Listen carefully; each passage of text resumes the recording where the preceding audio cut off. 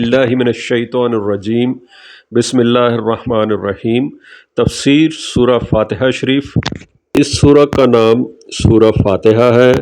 फातिहा कहते हैं शुरू करने को, चूँकि कुरान करीम में सबसे पहले यही सूरत लिखी है, इसलिए इसे सूरह फातिहा कहते हैं।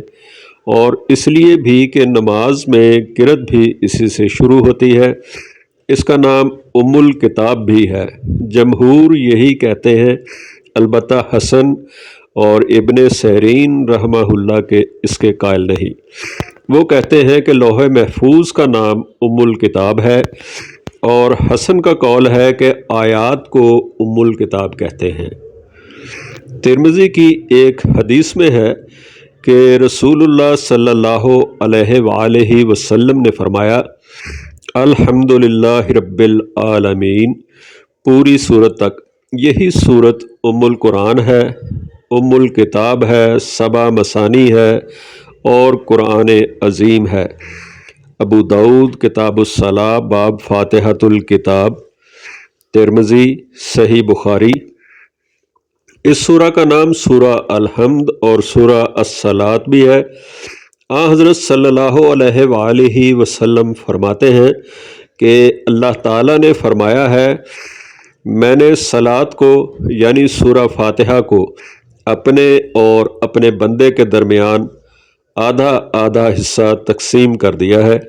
जब बंदा कहता है अल्हम्दुलिल्लाहि रब्बिल आलमीन, तो अल्लाह ताला फरमाता है कि मेरे बंदे ने मेरी तारीफ़ की, पूरी हदीस तक। यानी कि इस हदीस से मालूम हुआ कि सूरह फातिहा का नाम सूरतुस सलात भी है, इसलिए कि इस सूरत का नमाज में पढ़ना शर्त है।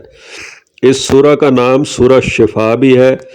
दारमी में अबू सईद रज़ी अल्लाह ताला अन्हो से मरफूअन रवायत है कि सूरह फातिहा हर जहर के लिए शिफा है, और इसका नाम सूरह अल रकिया भी है।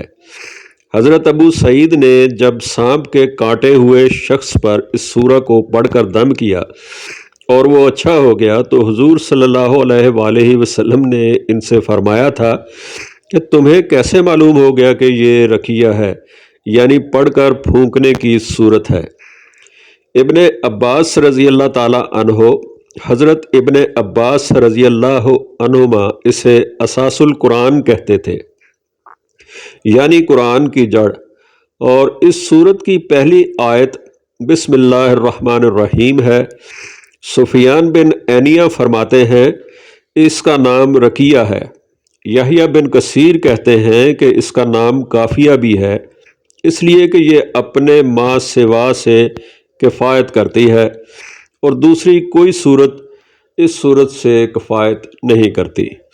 बाज़ मुरसल अहादीस में भी ये मज़मून आया है कि इसे सूरतुस सलात और सूरतुल कंज़ भी कहा गया है। ज़मख़शरी की तफसीर कसाफ देखिए। इब्ने अब्बास, कतादा और अबुल आलिया फरमाते हैं कि यह सूरह मक्की है। हज़रत अबू हुरैरा रज़ी अल्लाह ताला अन्हो, अता बिन यसार और ज़हरी फरमाते हैं ये सूरह मदनी है। और ये भी एक कौल है कि यह सूरह 2 मरतबा नाज़िल हुई, एक मरतबा मक्का में और दोबारा मदीना में, लेकिन पहला कौल ही ज़्यादा ठीक है। इसलिए दूसरी आयत में है, वलक़द आतईनाका सबअम मिनल मसानी, यानी हमने तुम्हें सबा मसानी यानी 7 आयतें दोहराई जाने वाली दी हैं। वल्लाहु आलम।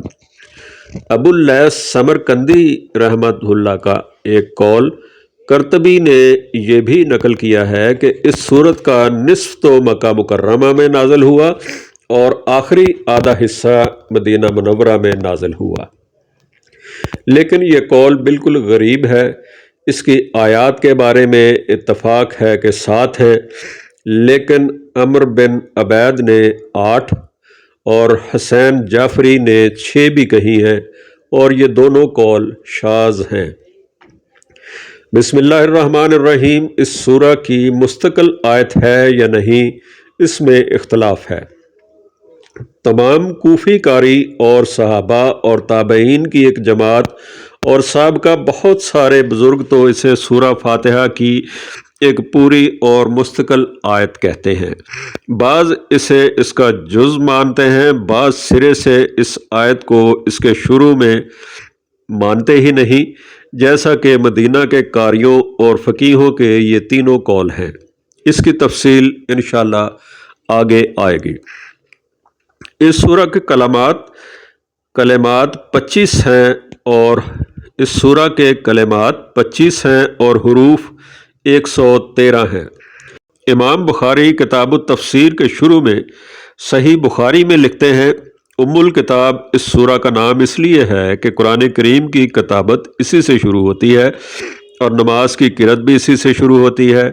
ایک قول یہ بھی ہے کہ چونکہ تمام قرآن کے مضامین اجمالی طور پر اس میں ہیں، اس لیے اس کا نام ام الکتاب ہے۔ اور عرب کی عادت ہے کہ ہر ایک جامع کام اور کام کی جڑ کو جس کی شاخیں اور اجزاء اسی کے تابع ہو کہتے ہیں۔ دیکھیے ام الراس وہ اس جلد کو کہتے ہیں جو دماغ کی جامع ہے، اور لشکری جھنڈے اور نشان کو بھی جس کے نیچے لوگ جمع ہوتے ہیں کہتے ہیں۔ شاعروں کے شعروں میں بھی اس کا ثبوت پایا جاتا ہے۔ مکہ کو ام القریٰ کہنے کی بھی یہی وجہ ہے کہ وہ سب سے پہلے ہے اور سب کا جامع ہے۔ زمین وہیں سے پھیلائی گئی ہے۔ چونکہ اس سے نماز کی قرأت شروع ہوتی ہے اور قرآن کے لکھنے کے وقت بھی صحابہ نے اسی کو پہلے لکھا، اس لیے اسے فاتحہ بھی کہتے ہیں۔ اس کا ایک صحیح نام سبع مثانی بھی ہے، اس لیے کہ وہ بار بار نماز میں پڑھی جاتی ہے۔ ہر رکعت میں اسے پڑھا جاتا ہے، اور مثانی کے معنی اور بھی ہیں جو انشاءاللہ اپنی جگہ بیان ہوں گے، واللہ عالم۔ مسند احمد میں حضرت ابو ہریرہ رضی اللہ تعالی عنہ سے روایت ہے کہ رسول اللہ صلی اللہ علیہ وآلہ وسلم نے ام القرآن کے بارے میں فرمایا، یہ ام القرآن ہے، یہی سبع مثانی ہے اور یہی قرآن عظیم ہے۔ ایک اور حدیث میں ہے، یہی ام القرآن ہے، یہی فاتحۃ الکتاب ہے اور یہی سبع مثانی ہے۔ تفسیر مردویہ میں ہے کہ حضور صلی اللہ علیہ وآلہ وسلم نے فرمایا، الحمدللہ رب العالمین کی 7 آیات ہیں، بسم اللہ الرحمن الرحیم بھی ان میں سے ایک آیت ہے، اسی کا نام سبع مثانی ہے، یہی قرآن عظیم ہے، یہی ام الکتاب ہے، یہی فاتحۃ الکتاب ہے۔ دارقطنی میں بھی اس طرح کی ایک حدیث ہے، اور بقول امام دارقطنی رحمۃ اللہ علیہ اس کے سب راوی ثقہ ہیں۔ بہقی میں ہے کہ حضرت علی، حضرت ابن عباس، حضرت ابو ہریرہ رضی اللہ عنہم نے سبع مثانی کی تفسیر میں یہی کہا ہے کہ وہ سورہ فاتحہ ہے، اور بسم اللہ الرحمن الرحیم اس کی 7ویں آیت ہے۔ اور بسم اللہ کی بحث میں یہ پورا بیان آئے گا انشاءاللہ تعالی۔ حضرت ابن مسعود رضی اللہ تعالی عنہ سے کہا گیا کہ آپ نے سورہ فاتحہ کو اپنے لکھے ہوئے قرآن شریف کے شروع میں کیوں نہیں لکھا؟ تو کہا، اگر میں لکھتا تو پھر ہر سورت کے پہلے اس کو لکھتا۔ ابو بکر بن داؤد رحمۃ اللہ علیہ فرماتے ہیں، اس قول کا مطلب یہ ہے کہ نماز میں پڑھے جانے کی حیثیت سے، اور چونکہ تمام مسلمانوں کو حفظ ہے، اس لیے لکھنے کی چنداں ضرورت نہیں۔ دلائل النبوہ میں امام بہقی نے ایک حدیث وارد کی ہے جس میں ہے کہ یہ سورت سب سے پہلے نازل ہوئی۔ باقلانی رحمۃ اللہ علیہ نے نقل کیا ہے کہ ایک قول یہ ہے کہ سورہ فاتحہ سب سے پہلے نازل ہوئی، دوسرا قول یہ ہے کہ یا ایھا المدثر سب سے پہلے نازل ہوئی، جیسا کہ صحیح حدیث میں حضرت جابر رضی اللہ عنہ سے مروی ہے، اور تیسرا قول یہ ہے کہ سب سے پہلے اقرا بسم نازل ہوئی، اور یہی صحیح ہے۔ اس کی تفصیل بھی آگے آئے گی انشاءاللہ۔ سورہ فاتحہ کے فضائل، مسند احمد میں اب ہم سورہ فاتحہ کے فضائل بیان کرتے ہیں۔ مسند احمد میں حضرت ابو سعید بن مولا رضی اللہ عنہ سے مروی ہے کہ میں نماز پڑھ رہا تھا اور رسول اللہ صلی اللہ علیہ وآلہ وسلم نے مجھے بلایا، میں نے کوئی جواب نہ دیا۔ جب نماز سے فارغ ہو کر میں حضور صلی اللہ علیہ وآلہ وسلم کی خدمت میں حاضر ہوا تو آپ صلی اللہ علیہ وسلم نے فرمایا کہ اب تک کس کام میں تھے؟ میں نے کہا حضور میں نماز میں تھا۔ آپ صلی اللہ علیہ وآلہ وسلم نے فرمایا کیا اللہ تعالیٰ کا یہ فرمان تم نے نہیں سنا؟ یا ایھا الذین آمنوا استجیبوا للہ وللرسول اذا دعاکم لما یحییکم، اے ایمان والو اللہ کے رسول جب تمہیں پکاریں تم جواب دو۔ اچھا سنو، میں تمہیں مسجد سے جانے سے پہلے ہی بتلا دوں گا کہ قرآن مجید میں سب سے بڑی سورت کون سی ہے۔ پھر میرا ہاتھ پکڑے ہوئے جب آپ نے مسجد سے جانے کا ارادہ کیا تو میں نے آپ صلی اللہ علیہ وآلہ وسلم کو وعدہ یاد دلایا۔ آپ نے فرمایا وہ سورہ الحمدللہ رب العالمین ہے، یہی سبع مثانی ہے اور یہی وہ قرآن عظیم ہے جو میں دیا گیا ہوں۔ اس طرح یہ روایت صحیح بخاری، ابو داؤد، نسائی اور ابن ماجہ میں بھی دوسری سندوں کے ساتھ ہے۔ واقدی نے یہ واقعہ حضرت ابی بن کعب کا بیان کیا ہے۔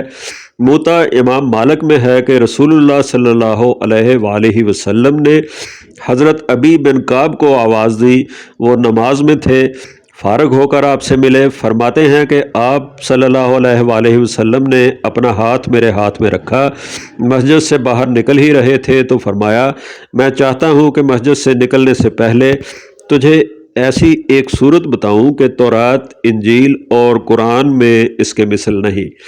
اب میں نے اس امید پر چال نرم کر دی اور پوچھا حضور وہ صورت کیا ہے؟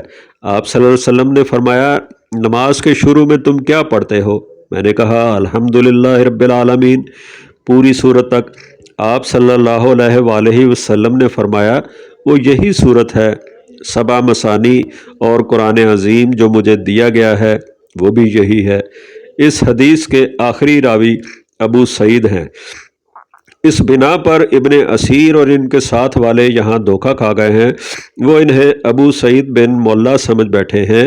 یہ ابو سعید دوسرے ہیں، یہ مولانا خزائی ہیں اور تابعین میں سے ہیں، اور وہ ابو سعید انصاری صحابی ہیں۔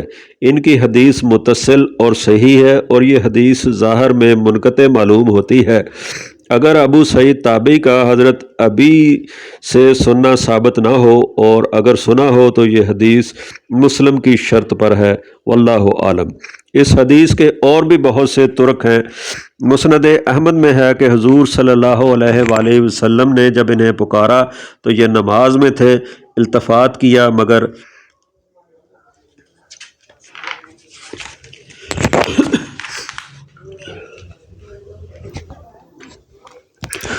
جواب نہ دیا۔ آپ صلی اللہ علیہ وآلہ وسلم نے پھر پکارا، حضرت ابی نے نماز ہلکی کر دی اور فارغ ہو کر جلدی سے حاضر خدمت ہوئے، السلام علیکم عرض کیا۔ آپ صلی اللہ علیہ وسلم نے جواب دے کر فرمایا ابی تم نے مجھے جواب کیوں نہ دیا؟ کہا حضور میں نماز میں تھا۔ آپ صلی اللہ علیہ وآلہ وسلم نے وہی آیت پڑھ کر فرمایا کیا تم نے یہ آیت نہیں سنی؟ کہا حضور قصور ہوا، اب ایسا نہ کروں گا۔ آپ صلی اللہ علیہ وآلہ وسلم نے فرمایا کیا تم چاہتے ہو کہ میں تمہیں ایک ایسی صورت بتاؤں کہ تورات، انجیل، زبور اور قرآن میں اس جیسی صورت نہیں؟ میں نے کہا ضرور ارشاد فرمائیے۔ آپ صلی اللہ علیہ وآلہ وسلم نے فرمایا یہاں سے جانے سے پہلے ہی میں تمہیں بتا دوں گا۔ پھر حضور صلی اللہ علیہ وآلہ وسلم میرا ہاتھ تھامے ہوئے اور باتیں کرتے رہے اور میں نے اپنی چال دھیمی کر دی کہ ایسا نہ ہو کہ وہ بات رہ جائے اور آپ صلی اللہ علیہ وآلہ وسلم باہر چلے جائیں۔ آخر جب دروازے کے قریب پہنچ گئے تو میں نے آپ صلی اللہ علیہ وآلہ وسلم کو وعدہ یاد دلایا۔ آپ صلی اللہ علیہ وآلہ وسلم نے فرمایا نماز میں کیا پڑھتے ہو؟ میں نے ام القرآن پڑھ کر سنائی۔ آپ صلی اللہ علیہ وآلہ وسلم نے فرمایا اللہ کی قسم جس کے ہاتھ میں میری جان ہے، تورات، انجیل، زبور اور قرآن میں اس جیسی کوئی اور صورت نہیں، یہ سبع مثانی ہے۔ ترمذی میں اتنا اضافہ اور بھی ہے کہ یہی وہ بڑا قرآن ہے جو مجھے عطا فرمایا گیا ہے۔ یہ حدیث حسن صحیح ہے۔ حضرت انس رضی اللہ تعالیٰ عنہ سے بھی اس باب میں ایک حدیث مروی ہے۔ مسند احمد کی ایک مطول حدیث میں بھی اسی طرح مروی ہے۔ نسائی کی روایت میں یہ الفاظ بھی ہیں کہ یہ صورت اللہ تعالیٰ اور بندے کے درمیان تقسیم کر دی گئی ہے۔ ترمذی اسے حسن غریب کہتے ہیں۔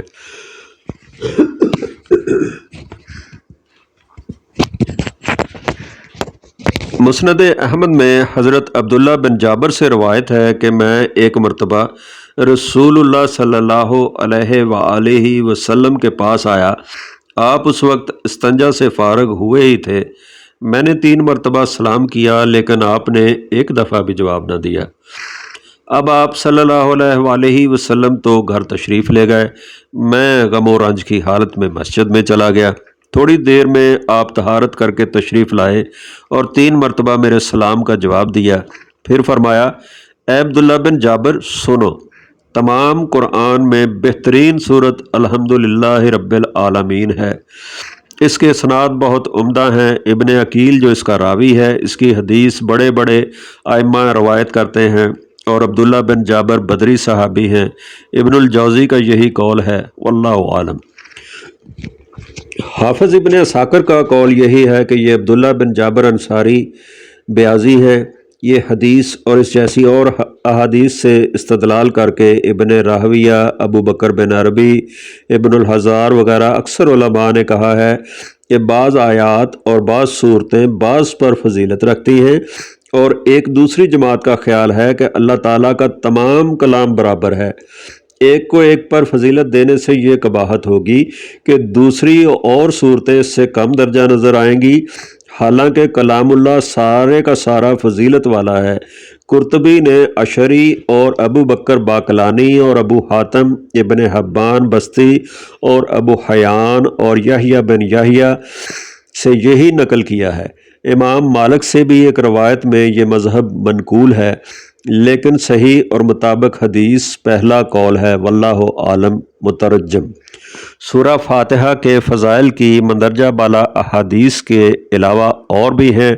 صحیح بخاری فضائل القرآن میں حضرت ابو سعید خدری رضی اللہ تعالیٰ عنہ سے روایت ہے کہ ہم ایک مرتبہ سفر میں تھے، ایک جگہ ٹھہرے ہوئے تھے کہ اچانک ایک لونڈی آئی اور کہا کہ یہاں کے قبیلہ کے سردار کو سانپ نے کاٹ لیا ہے، ہمارے آدمی یہاں موجود نہیں، آپ میں سے کوئی ایسا ہے کہ جھاڑ پھونک کر دے۔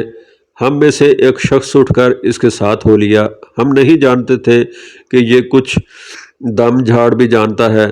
اس نے وہاں جا کر کچھ پڑھ کر دم کیا، اللہ کے فضل سے وہ بالکل اچھا ہو گیا۔ 30 بکریاں اس نے دیں اور ہماری مہمانی کے لیے بہت سارا دودھ بھی بھیجا۔ جب وہ واپس آئے تو ہم نے کہا کہ کیا تمہیں جھاڑ پھونک کا علم ہے؟ اس نے کہا میں نے تو صرف سورہ فاتحہ پڑھ کر دم کیا ہے۔ ہم نے کہا اس آئے ہوئے مال کو ابھی نہ چھیڑو، پہلے رسول اللہ صلی اللہ علیہ وآلہ وسلم سے مسئلہ پوچھ لو۔ مدینہ میں آ کر ہم نے حضور صلی اللہ علیہ وآلہ وسلم سے ذکر کیا۔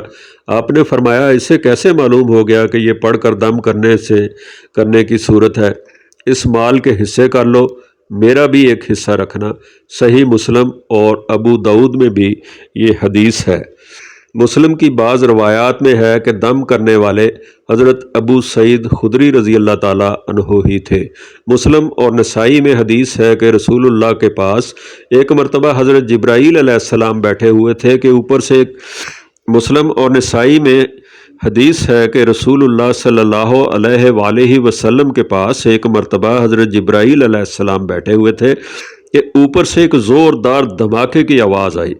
جبرائیل علیہ السلام نے اوپر دیکھ کر فرمایا آج آسمان کا وہ دروازہ کھلا ہے جو کبھی نہیں کھلا تھا۔ پھر وہاں سے ایک فرشتہ حضور صلی اللہ علیہ وآلہ وسلم کے پاس آتا ہے اور کہتا ہے کہ خوش ہو جائیے، 2 نور آپ کو ایسے دیے گئے ہیں کہ آپ سے پہلے کبھی کسی نبی کو نہیں دیے گئے، سورہ فاتحہ اور سورہ بقرہ کی آخری آیات، ایک ایک حرف ان میں سے نور ہے۔ وما علینا الا